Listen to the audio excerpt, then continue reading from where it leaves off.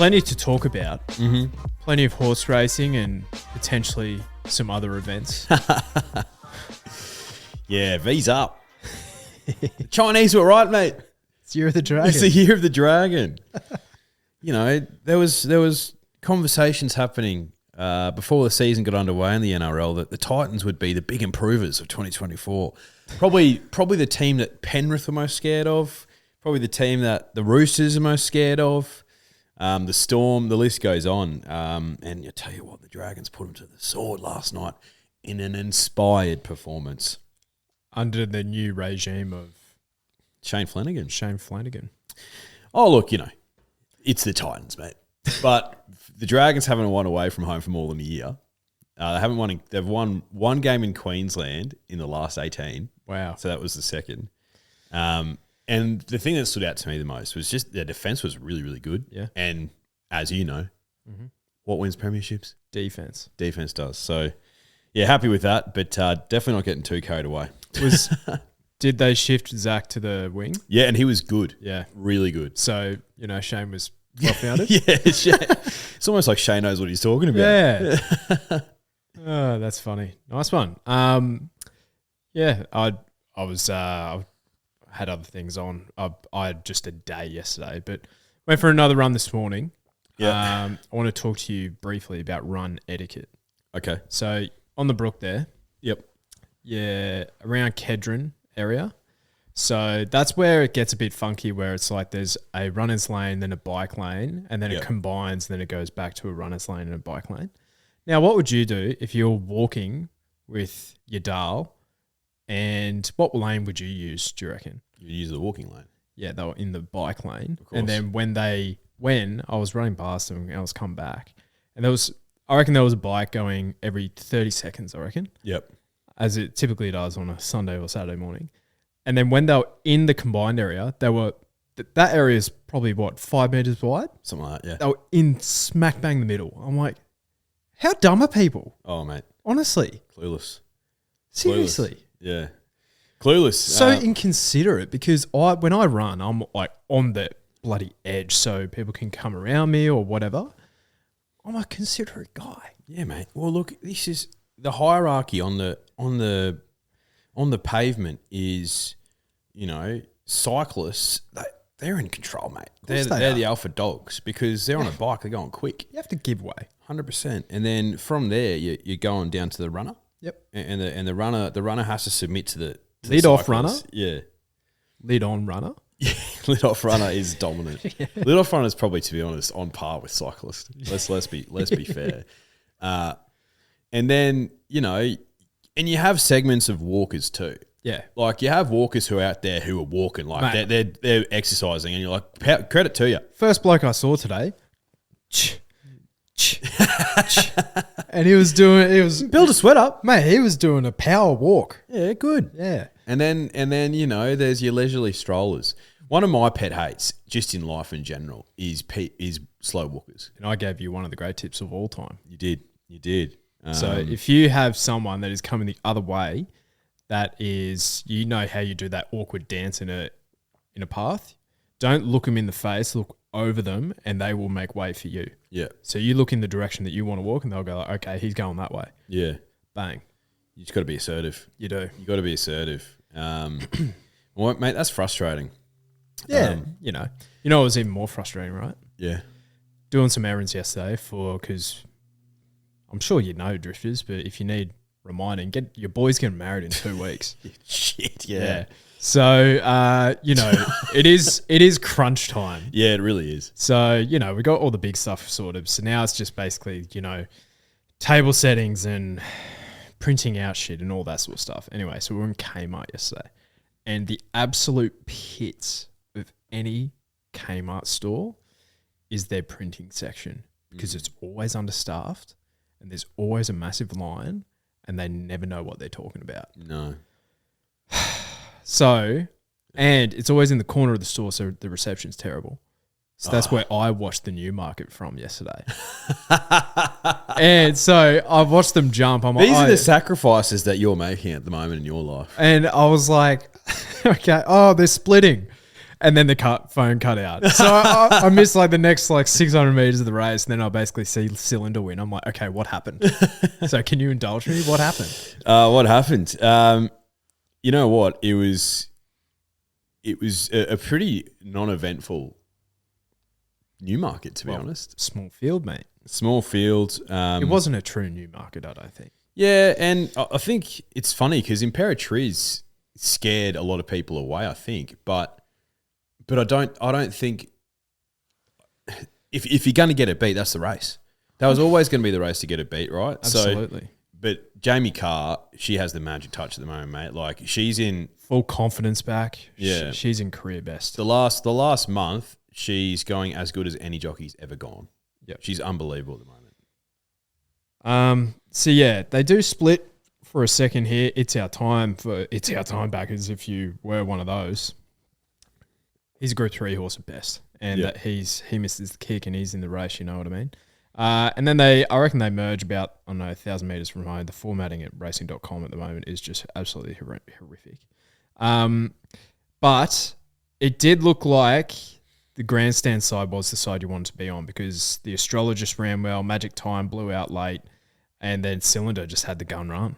Yeah, he had the perfect run. Yeah. And again, Jamie just had him in the perfect spot.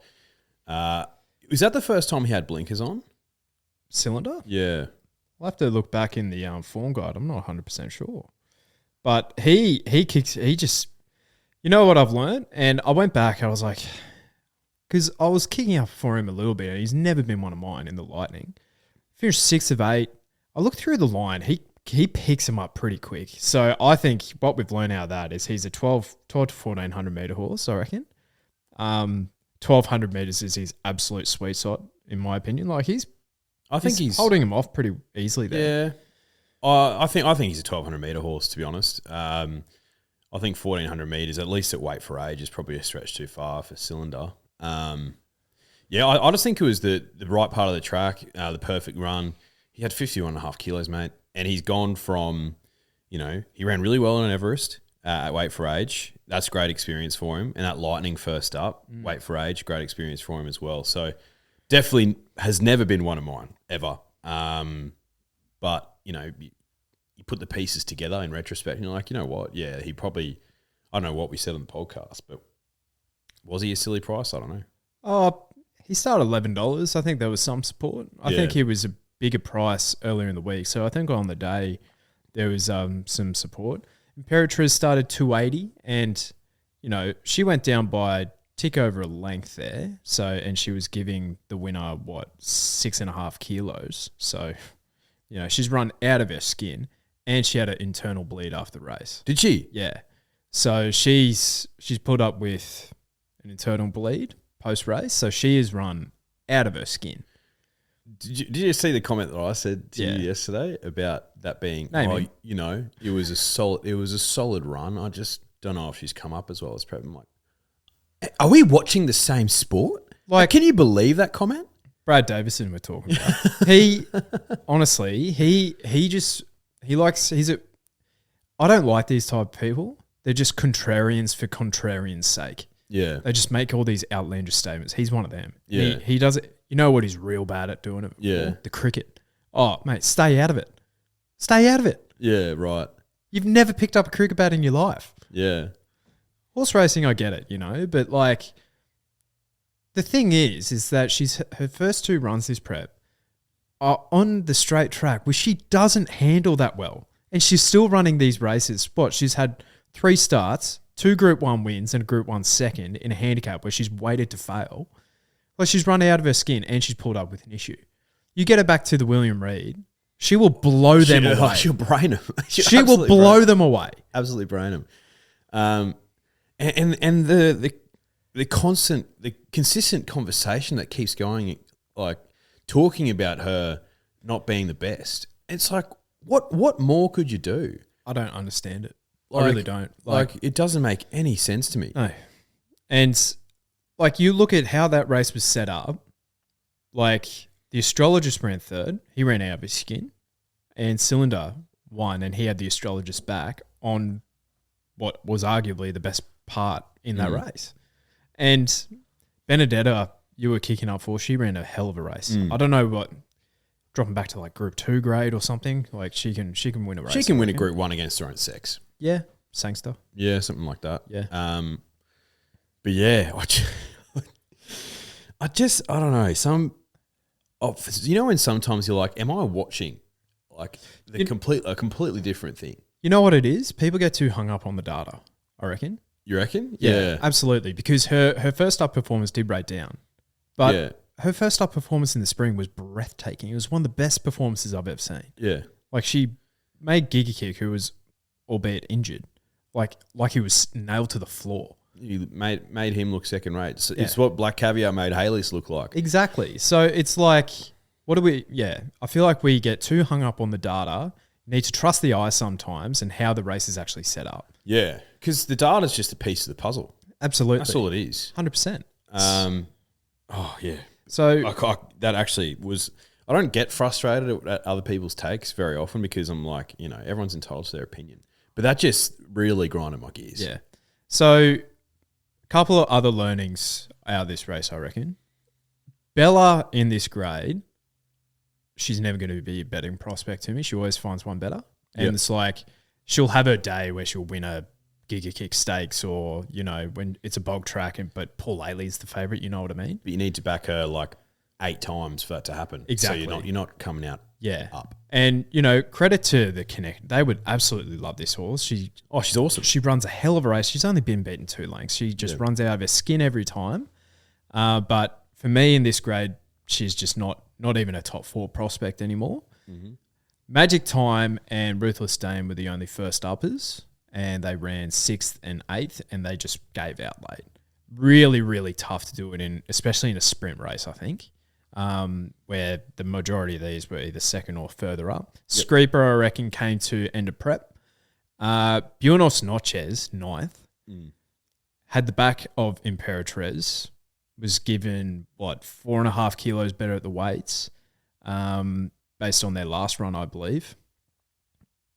And, he came up, he pulled up lame as well. It's always a bit of an issue with that horse. He is a bit of a Goldilocks, isn't he? He's not a betting prospect for me. No. And he was $5, so he was a bit soft in the market late because he was into about $4.50 on the Thursday and Friday. Yep. And then the rest you can pretty much have him. Like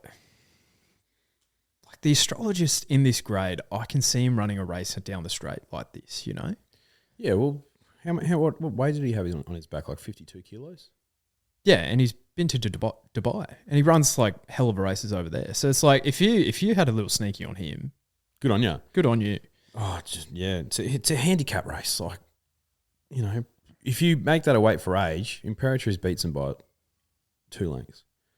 Anyway, yeah, and that's because I was so busy yesterday, so there was no takeaways on the Instagram and no questions because I was, quite frankly, knackered.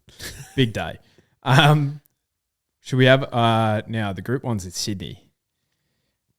Espiona runs 3rd. She's looking at the grandstand as she does in Sydney. Would she have won the Newmarket in your opinion? She drew midfield in the Newmarket, so she would have been around like that Master Fay line. It is impossible to say. It's impossible to say. Do I think she would have run better in a Newmarket? Yes. You think she would have won the Newmarket? I think so. Yeah. Like, I think she just flies. And Flemington, chef's kiss. Tell you what, that track, and it doesn't help when the headwind kind of offset the negative on-speed bias that would occur because there was, looking at the very early times that they were running at Flemington, there was no speed put in these races. They would just run at absolute farcical speeds. So the furthest horse to come back and win was Autumn Angel, and she was 5th at the 400. Yeah. So it's basically you just need to be forward to midfield at Flemington, moving forward. It's just like I just can't see anything making any ground at the moment. No. When it's this hot, dry deck, it's just impossible. Yeah. Anyway, it's tough betting prospect in Melbourne at the moment. Really, really tough. But tell you what, Sydney's not that much better, to be honest. You know what's bad? The Gold Coast. Did you see that track yesterday?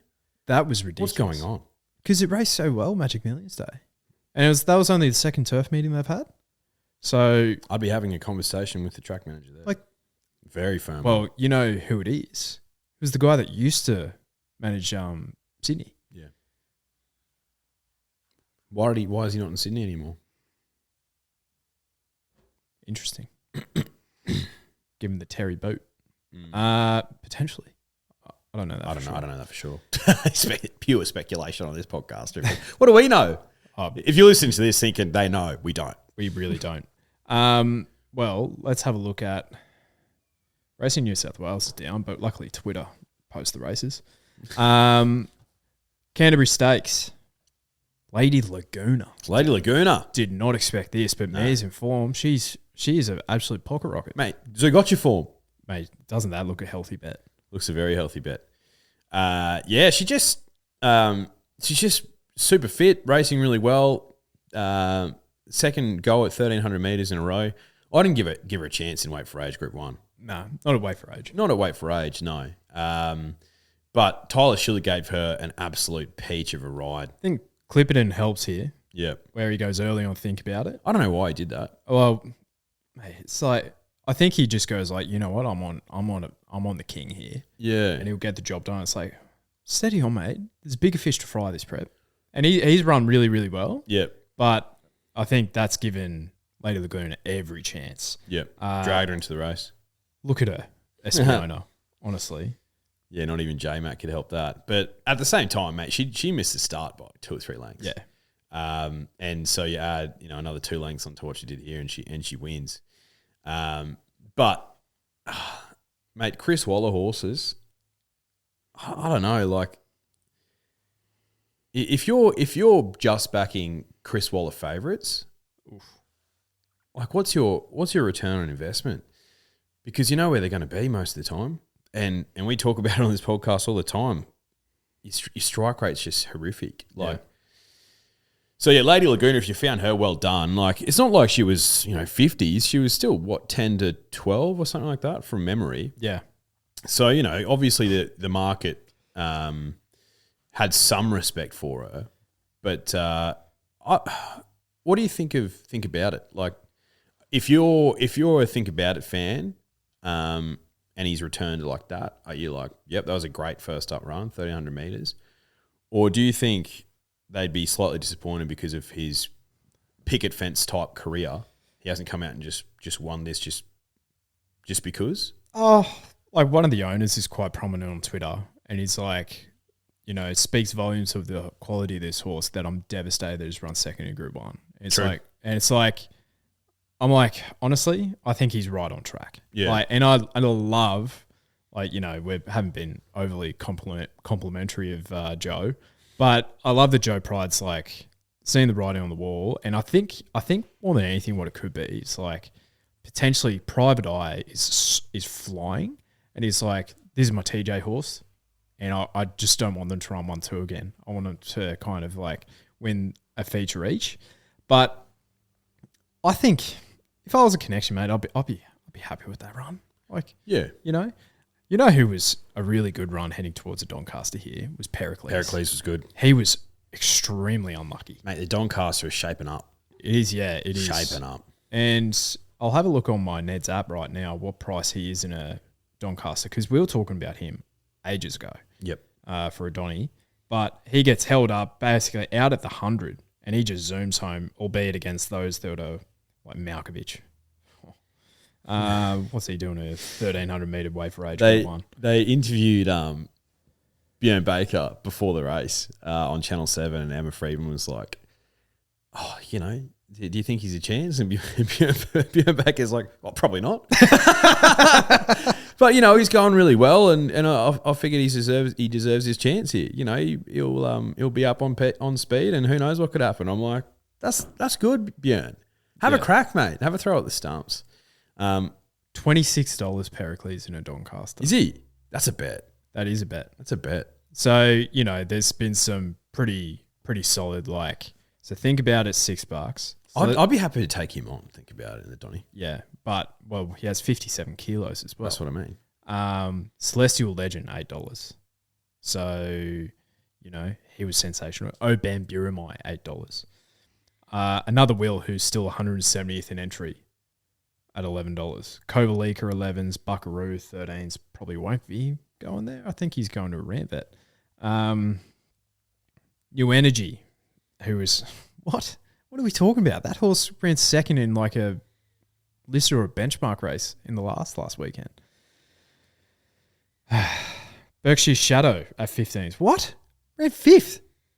Anyway, what a silly market. Silly market. There's some silly markets, but there's... What price is Zooey in that? Zoo, gotcha. 26 as well. That's a bet as well. She'd be weighted pretty heavily, wouldn't she?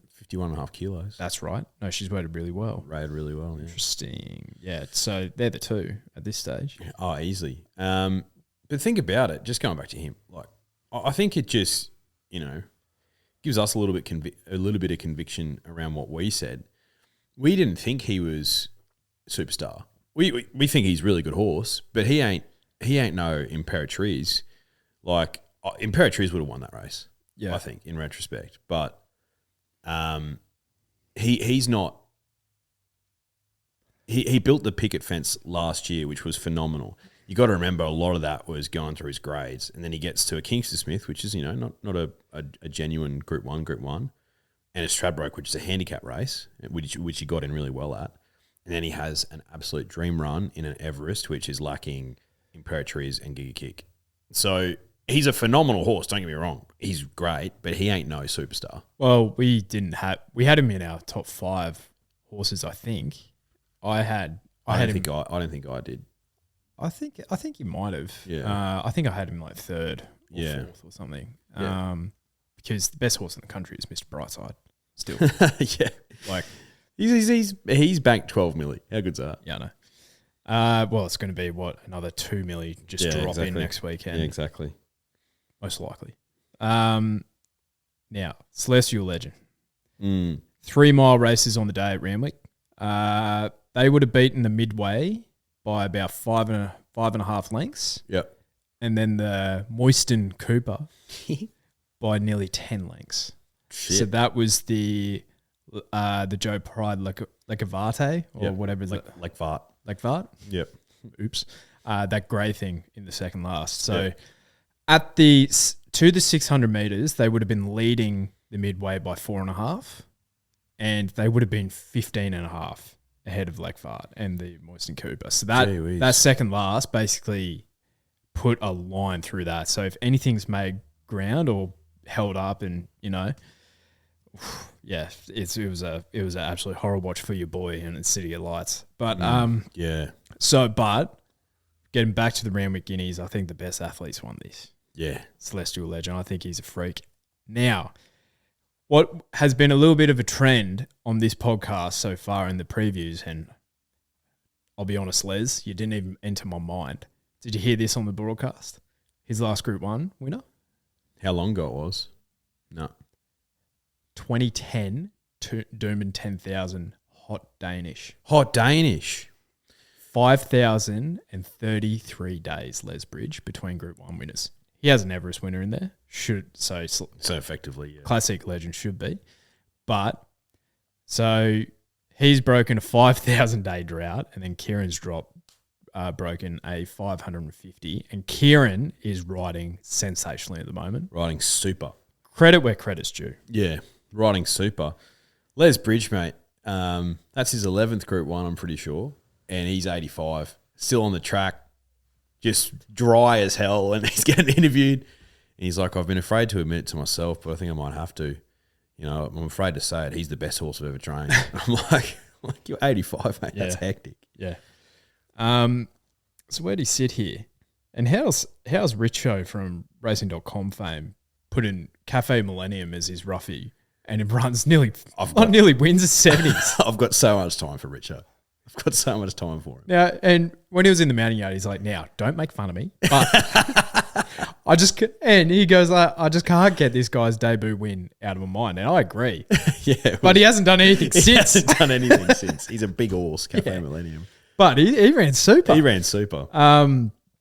So, Celestial Legend, Kieran's giving him a hell of a ride here. 3 wide lane. Two wide rather. And J-Mac gives him a bit of a nudge at the top of the straight too. Just bullies his way out on Militarize. But, point and shoot, bang. The grey horse wins. It was a tough run, mate. Like to get his head out in front, that takes some serious guts. And Karen gave him an absolute peach because there was so many things that went wrong in that race, but he just knuckled him down on the straight just to get there. But I think during the week, because obviously we don't have a lot of time to look at the form and all that sort of stuff before we record on a Wednesday, but the gates spooked me. Yeah, definitely. And then as the week went on, I was like, you know what? Like, you will be pissed off if this horse wins. Yep. And Karen's riding it. And part of it was Karen's in such good form, and it's been so long since he's won a Group 1. This is his best chance in a long time. Yep. Like, sometimes the stars just align. So, it was not happy to take Militarize on, but I thought, you know what, He was short enough, mate. Yeah, he was $2. A lot of people were saying he was the best of the day, and I was like, I think that's a bit disrespectful to Celestial. Yeah. For what he did in the Hobartville. Tell you what, at $2, I didn't bet on Militarize there. I bet on Tom Kitten. Kitty Cat Tom, Nash had a terrible day yesterday. Oh, Nash. He had a forgetful day after giving him one of the best rides of his career. If you have a look at this Godolphin horse, mate, he did not see daylight the entire time. No. And I just thought he was ready to explode, and he nearly did. Yeah. I think he's got the Rosehill Guineas written all over him. Oh, he's going to be so hard to beat. But we also said on the podcast, before his prep even started, we were like, keep your powder dry on Tommy Kitten. Yeah. Until 1,600 metres. Yeah. And he was the one I'd be like, I just have a feeling he's going to run really well, which he did. Equal luck, I think he goes really, really close. But let's have a look at that Rosehill Guineas market, because I don't think Celestial Legend would be heading there. No, he's going to go to a Doncaster. Which he'll be competitive in. Yeah, he will be. Where is this market? There it is. Militarized, 420. I'd rather take Kitty Cat Tom. Celestial Legend 5, probably won't go there. Tom Kitten 5s. Riff Rocket at 6s. Oh, forgot about Riff. Yeah, because, they've kind of backtracked from the Australia Cup, which, to be fair, they never really said, but Flemington, 2,000 metres. But a tissue's still $9 in that market, last time I checked. I think, and did you see Legato went down again yesterday at like $1.20? Yeah, I've got nothing against Legato, but I just don't think she's a 2,000 metre horse. She gives me mile vibes, 1,400 metre vibes. Big mile vibes. And then, Kitty Cat Tom 5s, Riff Rocket 6s, Immediacy 13s, Chill Wolf 17s, King Colorado 17s, Southport Tycoon 17s. He won't be in there. And you can Cafe Millennium at 26s. After that run, mate, he's just so big. Yes. So it takes him probably about 10 runs to wind up. I don't think Rose Hill's his track. I don't think so. But I Kitty Cat Tom, if it's a dry deck, 2,000 metres. That's the key, I think, to him. Oh, he just soft deck, Militarized, dry deck, Tom Kitten, Kitty Cat. Yep. So so no, that was a good result. Stoked with that. Now some of the most interesting races, and we got a text message from a source that will remain nameless, but Waller Camp are so keen on Switzerland. So keen. They think he has a really big chance. If not, he should be Golden Slipper favourite. Now, that was a really, really nice win yesterday in the top mint. Very good. I was very keen on him. So, Mike's playing silly buggers. Now, let me just read out what I've written down, because I had a bit of a look at the raw times, right? So, Switzerland and the Colts would have beaten the Fillies, so Erno's Cube, by about 7.5 lengths on raw times, right? Now, Tintuki and the older mares were the other race over that distance, and they would have beaten the colts by about 3.5 lengths on raw times. The colts did go out 2.5 lengths quicker to the 600, so we were well within their rights to kind of like ease off. But, you know, Tintuki and those kind of really zoomed home late. And the other thing which is hard to kind of quantify, I guess, I think the Todman was race 4 or 5, Tintuki was race 10, so the track would have been quicker as well. So take all that on advisement. I went back, I'm like, okay, so Switzerland, pretty good against, like, bashed up the fillies, basically. So the colts, I think, are top 5 in the slipper at this stage. I think so. With Lady of Camelot probably being the outlier. But I was like, okay, Storm Boy, what did he do at his last couple of runs comparing to the older horses? So, King of Sparta. well, this is the thing, right? So on his last start, underwhelming on raw time figures. So he didn't match it with the older horses. So that's like Tashi in a benchmark 88. But that was first up after a 7-week let up, right? So he was by no means. I think you'd be worried if he was running the same time. He was not. You don't want him fully wound up there for a horse that they think is going to get out to the mile. At the Magic Millions program, there was 3 1,200-metre races on the day, and he ran the fastest of them. That's freakish, mate. So, to be fair, you know, and I said this about Storm Boy and Switzerland Tintuki, he was the latest 1,200-metre race on the day, so the track was probably firming up. But he did run, I think, 0.2 seconds quicker, which I think that equates to, you know, just a tick over a length quicker than what King of Sparta did, and that was the race before.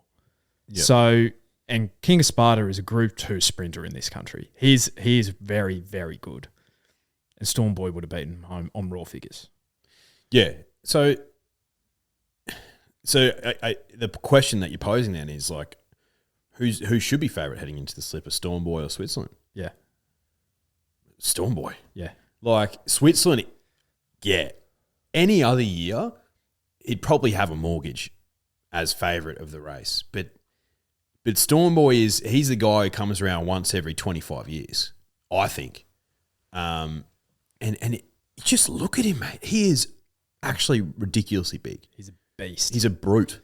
And for me, what I learned from him in that Magic Millions run is that we already know that he's going to go forward, which, okay, big tick, right? And then you're worried about, okay, the Golden Slipper is usually run at a pretty frenetic pace, right? So you're worried that, okay, does he have the ability to basically lead the entire way and win? We saw that in the Magic Millions, mate. He went so quick at the start, and then he did it on the other end. And he drew out that day as well. Exactly. So there's a lot of rhetoric going, you know, draws out, big field. He's kind of already done that, albeit not against that opposition. But instead of winning by 3.5, he's probably only going to win by 1. Yeah. You know, but like he definitely hasn't had the class that he's been versing by no means, but I think he still is deserved favourite at this stage. Yeah. I think Switzerland is definitely the second peg now. Oh, it has to be. Like that, I couldn't believe he wasn't favourite in that race. It just set up so well for him. Straight Charge has been... He's been really good. He's been very good. But I was happy to take him on. And like, I agree. Well, I took him on with the wrong horse, but... You know, Bodyguard ran well, but Bodyguard ran well. I think he was a Blue Diamond horse. He's not a Golden Slipper horse. He's not a Golden Slipper horse, yeah. But with Switzerland, he doesn't go forward. So you're automatically then hoping for the Shinzo or the Fireburn run. And that's fraught with danger, as we know. So, but yeah, he's very, very good. Would win it most years, I think. I just think this year, this guy's just gonna sit up front and be like, I'm the alpha dog here, and just absorb the pressure and just kick away. Yeah. I think he's an absolute freak. The only thing you're worried about is, okay, was that Magic Millions performance, was that grand final? Or was it just a freakish one-off that he's not going to be able to match? Yeah. Potentially, but he's rating pretty consistently. Yeah. Like, that's the thing. I'll be fascinated to see what Dan O'Sullivan says in his overall ratings. I think that will probably be easily the second best Yeah. performance that we've seen. Maybe Lady of Camelot, Yeah. that her first up run, but her third up, I'll be interested to see. Fascinated to see what you think about J-Mac's comments after the race. Did you see those? I did. So let's have a look here. Well done. That was another exceptional 2-year-old ride. You've got now a couple to choose from, or a couple to be considered in contention for. Tell us about how he felt. Yeah, 2 good ones. He's a proper little racehorse. He just turns up, does his job. No riffraff with him. He's so economical. He's got the best attitude, and it takes him a long way. But he surprised me today. I thought that was an extremely good field, and he won with a bit of authority in the end. I felt like I was really building to my top level right at the end. So he sustained a great gallop, and he's definitely the one to beat in the slipper. He knuckled down. So what you've just said, actually, I've just missed that. He's the one to beat in the slipper. He is, yep. Not the other one. Oh, you don't know. He's a proper racehorse. He just keeps turning up. So the other one's completely different. He's a big beast of a colt, and he's got so much character and enthusiasm about everything. This one, he's racehorse. He gets out there and does it. Well, I would love to be a fly on the wall in the meeting on whatever Monday, Tuesday. I agree with that, Emma. Imagine that. So is that, take it on face value, that's being genuine, right? But is he just playing mind games so Ryan Moore goes like, oh, well, this is the top pick, so then J-Mac gets on Stormboy? Either way, like, J-Mac ain't an idiot. You're not losing anything, are you? No. I'd rather be on Stormboy, personally. I think he'll ride Switzerland because Waterhouse Bot he doesn't really ride for them. No. So, I think the Waller connection there, he's probably ridden Switzerland way more in track work and everything. So Ryan Moore's just going to, which is, I feel like, you don't lose anything, do you? No. No, I don't think so. Like, if anything, you sort of lean towards J-Mac because it's his backyard, right? But Ryan Moore's, if you don't think J-Mac's the best in the world, well, clearly you think this guy is. Yeah. He's so good. Yeah. But yeah, it's just good that he'll be over for the slipper. It's phenomenal. Yeah, absolutely. Well, best richest 2-year-old race on turf, I think.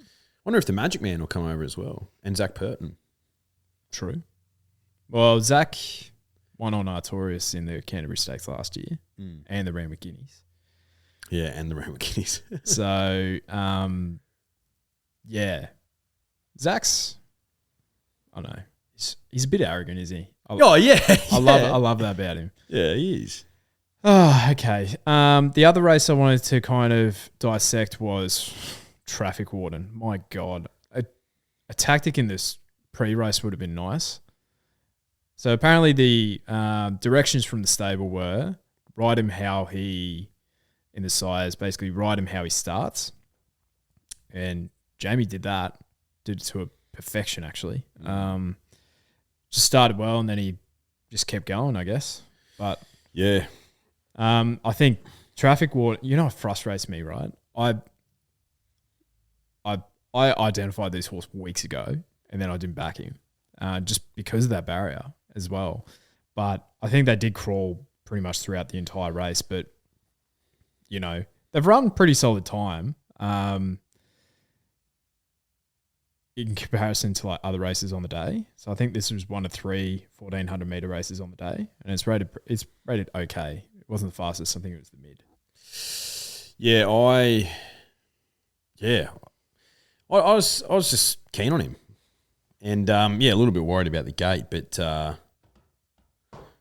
didn't realise Jamie would give him an absolute peach. I was very happy. Even at this point, I was like, he's going at a solid enough clip, but he'll have enough in the tank. Stay Focused was a race morning scratching, I think. Yeah. The horse they came for was Aardvark, who Ardvark.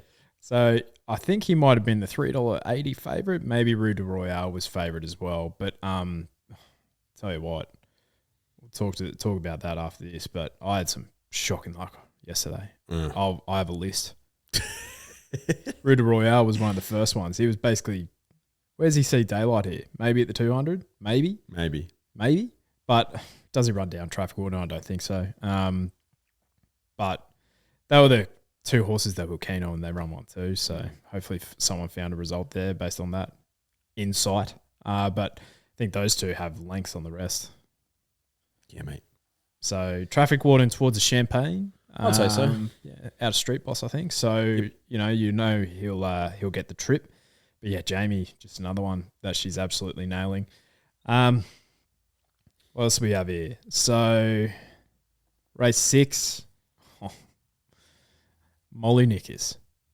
She should have won this by 2 lengths, I reckon. So this is the second one. But I'm not blaming anyone else but myself. It's just circumstance in this case. But Autumn Angel was pretty tough, but Molly Nickers, I think, is the one that you want to take out of it. Is that fair to say? Yeah, I think so. Just the difference for Autumn Angel was the draw this time, and Mark Zahra on instead of Billy Egan. With no disrespect to Billy Egan, Mark Zahra is a better jockey, so you figure you're probably going to get a better chance. And that's the only reason I put her on top. But yeah, Molly Nickers was it's unfortunate, mate. Look at her. She crosses heels here. Loses all momentum. I'm like, oh yeah, she's going to run a nice little fourth here, but then she just gets through her gears, and I thought she was actually still going to win. And to be fair, because I only watched this morning, but yeah, she was awfully unlucky, and she just gave out that last pitch, but she had all rights to. I think she's a horse that really needs to have a straight line and get through her gears a long way from home. So, well done to you, Autumn Angel. Well found. And then the good thing of the day goes down, Amenable. Tough. Tough. How's on bloody dial up here? But yeah, he found the front on a day where it was seemingly hard to lead. And look at Von Hawk here, Willow. Just honestly, when there's these horses that are 4th or 5th in line of betting in these races in a 7-horse field, he just gives them an absolute peach. Yeah. And I think Amenable, I think he's the horse you want to take out of the race still. Yeah, he was a bit fresh. Yeah, bit fresh, but Von Hawk had the cover and just mowed him down late. But, Amenable's beaten the rest of these, who Savannah Cloud was 3rd or 4th up here. How's Berkshire's Shadow? Fat as a bus. So if you got the all-in odds there, so Richard, but neither are we for taking Amenable. And then the Eternal Flame wins. Yeah. I had no idea in this race, though. Yeah. Absolutely no idea. Look, Foxy Cleopatra, unless she changes her track, her behaviour on the track and the way she races, I can't back her again. Yeah. She just went straight to last. Yep. And you're like, okay, cool. Well, I've lost the race. Yeah. Based on lead-up runs, I think Foxy Frida would have been really competitive in this. She was the one I was keen on, but, she wasn't in the race in the end. She got scratched, so I didn't end up having a bet in the race either. But Eternal Flame, a little bit frustrating that she couldn't do that last start. But Flamington, to be fair, is probably her track. Yeah, I think so. Now, the other races I wanted to kind of highlight as well, if I just get them up. Passive Aggressive back to back. She's a sprinting mare, isn't she? She's a 1,000-metre horse, mate. Obviously I didn't bet on her, but I was wary of her. Yeah, because she's just a 1,000-metre horse. But I thought Af Cabin was good. He didn't have a lot of luck. He's another one. He was sensational, Yeah. Af Cabin. I think he's in for a massive prep. Galaxy, yeah. And I'm going to fall into my learnings because I believe Sunshine in Paris is heading there, and she's still my bet in that race, I feel. But Af Cabin will probably come into calculations. But I think because he was off a bleed as well, you want to typically what we see So you want to back the bleeders first up. But he, look at him here, mate. All dressed up, nowhere to go. And if he finds Clearer, I think he wins. I think he wins too. And that's pleasing to see in this grade, I feel, because, you have some quality sprinters here. You have Marzu, who's solid without being amazing. Remark back on the inside, flies fresh. Zapateo was good. Nash on Private Eye, one of the worst steers he's done, I feel. But also, both of us were happy to take on Private Eye. Exactly right. And that's where he was $2-ish dollars, I think. And I thought that was a ridiculous price because he is a miler, Private Eye. Yeah. So I feel like he has one, and down the straight at Flemington is perfect because you need probably 1,100 metres, a horse that can effectively run 1,100 metres. So, I think that's solid learning for everyone out there because I saw a lot of people banging up for Private Eye. And the last couple of races won't even look at City of Lights in that race because it was so far school, but I don't even know if they have it here. They don't. Rainbeal in the last, mate. Oh my God. That was a sickening watch. Yep. She should have won by a couple of lengths as well. So it was not a good day for your boy, but, not a victim about it. I'm just kind of like, I'm going left when I should go right, but, that'll turn around eventually. Yeah. Yeah, well, I had 3 or 4 shocking weeks in a row and just had 2 really good ones back to back. Exactly. Turns around.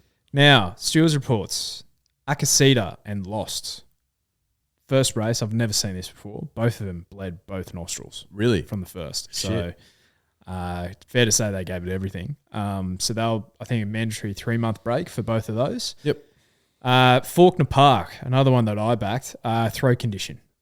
So he was breathing no good after the race. You backed Buckley Square, didn't you?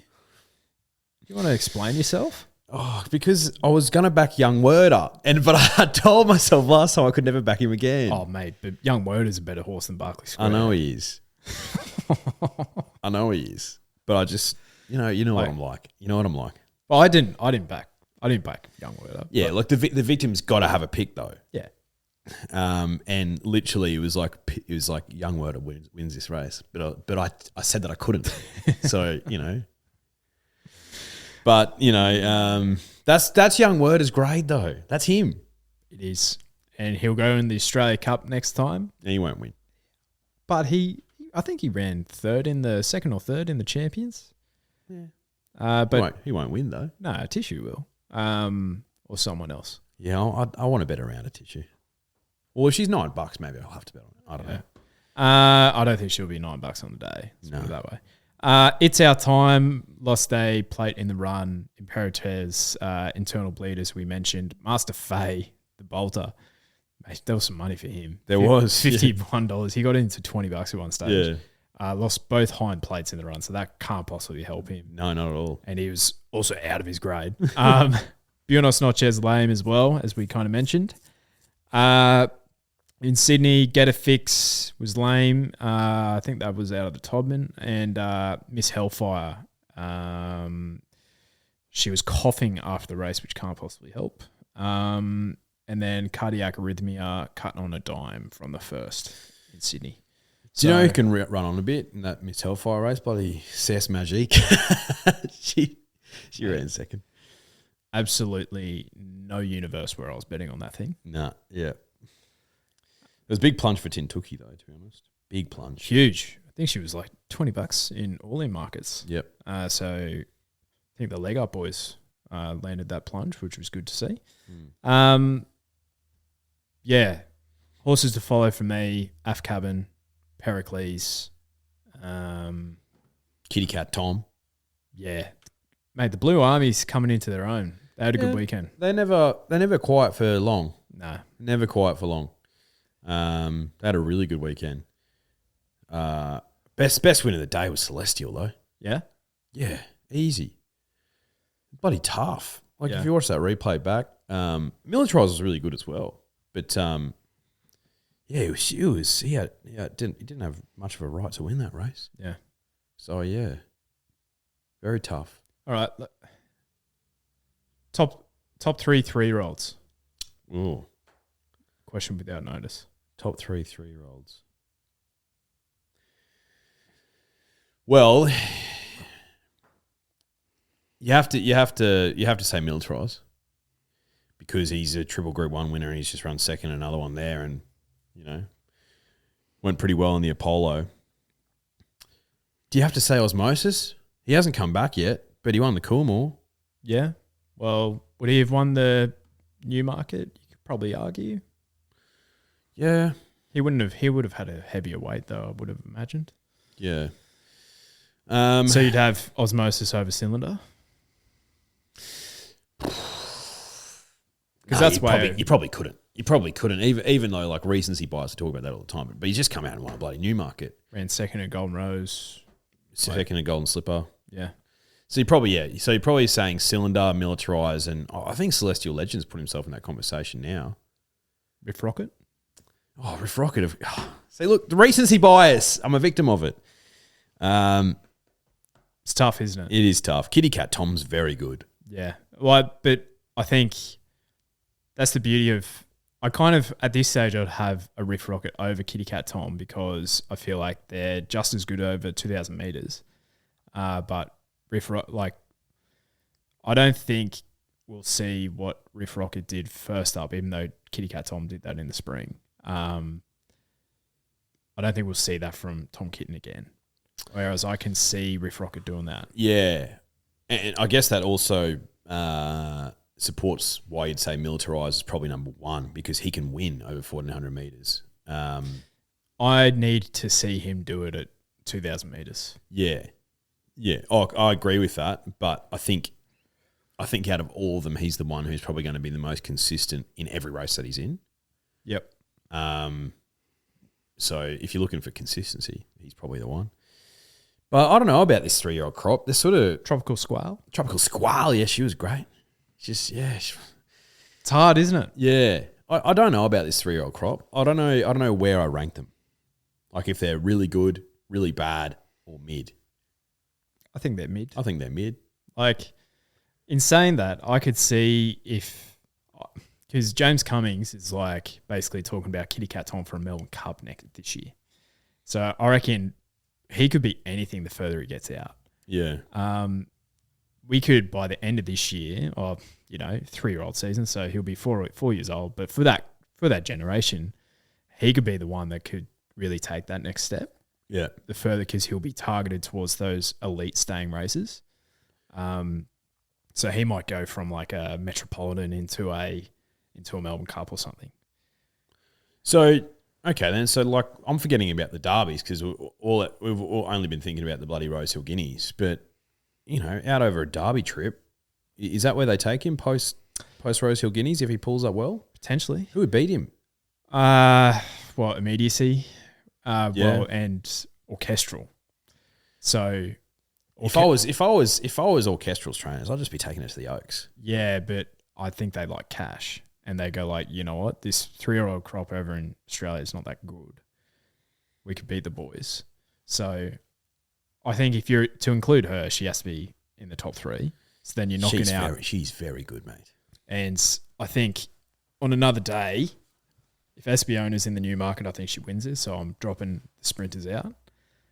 So then I'm leaning towards probably Orchestral, Riff Rocket, Militariz, with Celestial Legend being extremely unlucky. He just what I've liked from him is the fact that we saw him go further than 1,200 metres the first time in the Hobartville, and look what he did.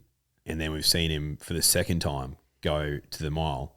For the second time, go out further than 1,200 metres, and for the first time at the mile, he's by done deal. You've got to remember, and he wins Group 1.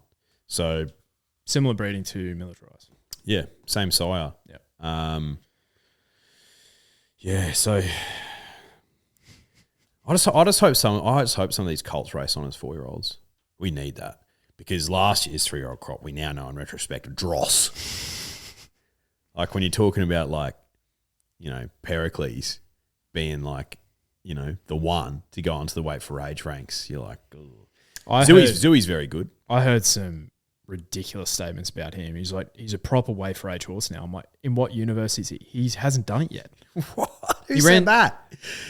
Who said that? Was it the same bloke? No, it wasn't. Oh, gee whiz. It was other people from New South Wales though. My God, do they drink the bathwater of their own horses down there? Oh, it is sickening. It is. He's a Group 1 handicap horse. Yeah, he is, of course. That's Yeah. why he's a stupid price in the Doncaster. Yeah. But he needs to come out. He ran second, albeit to Mr. Brightside, but Brightside was putting lengths on him. Like, Yeah. Pericles is not a way for age Group 1 horse yet. We said that. And that was my main. Said that to you before his first up run this prep. It's like, I think he can take the leap, but I need to see it first. 100%. And I said, I agree. He's 4. He's 4. Yeah. So, he's weight for age now. Like he's not going to get any help as like a 3-year-old would, obviously, like a bit of weight relief. But I still, like, what was Mr. Brightside doing when he was 4? Probably the same thing. Yeah, it takes a bit of time. Takes a bit of time. Give him a chance. I know. Jimmy Starr lost on Friday. Just Mate, see how about the state of the All-Star Mile? Oh, And there was some chat on the broadcast as well yesterday about the state of the race. It's like, we've been saying this for ages. How come people are just realising this now? let's have a look. All-Star Mile runners. Oh, surely the bookies would have the slots next to them, right? So let's have a look at that. Can't wait for this market. All right. Racing futures. I'll remove the greyhounds and the trots. All-Star Mile. And they don't have the slots next to them. But I'll read it out in market order. Brightside, Jenny, Cascadian, third line of betting now at $11. Southport Tycoon. Don't know if he's heading there. They had Kieran Maher on the coverage yesterday, and he gave me a very strong indication that Southport Tycoon will not be in that race. Doncaster. Yep. Ayrton will now be, if Southport Tycoon comes out, Ayrton will be on the fourth line of betting. He's a benchmark 100 horse. $15 he is. Jimmy Starr's next line of betting, and he won't He won't be confirmed. He'll be spelled now. Yeah. Pericles, $17. Now, they gave him a wild card, but He's not going to go. Yeah, I don't think he's going. Desert Lightning at 21s. Munimec, he'll be there because Nick Ryan and Hutchie love cash. But happy to have him there. 100%. Well, that's the state of it. Yeah. Happy to have him there. Like with all due respect, and Hutchie would have, he's a very well placed horse. Yeah. Munimec. Aegon. Buffalo River. Dom to shoot at $26 is probably the best roughy. Nugget.